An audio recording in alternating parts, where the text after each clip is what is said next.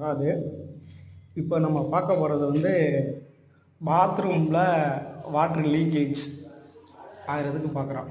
இப்போ நிறையா வீட்டில் நம்ம பார்ப்போம், இது மாதிரி பாத்ரூமில் லீக்கேஜ் ஆகிட்டுருக்கோம். இது மாதிரி ஆகிட்டுருக்கோம்.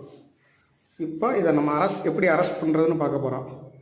நம்ம வந்து நல்லா அந்த ஏரியாவை வந்து நல்லா அந்த சிபிஎஸ் ஏரியாவை எமரி போட்டு நல்லா தேய்ச்சிக்கணும். பெர்ஜரில் டைம் ஸ்டாப் அட்வான்ஸ்னு ஒரு ப்ராடக்ட் இருக்குது. இந்த ப்ராடக்ட்டை தான் இப்போ நம்ம அப்ளை பண்ண போகிறோம். பைசெட் பற்றி நம்ம தேவைக்கேற்ப கலக்கிட்டு 2 கோடு நல்லா பட்டியை வலித்து காஞ்சோன்னா 150 எமரி போட்டு தேய்ச்சி விட்டு ப்ரைமர் அடிச்சுட்டு 2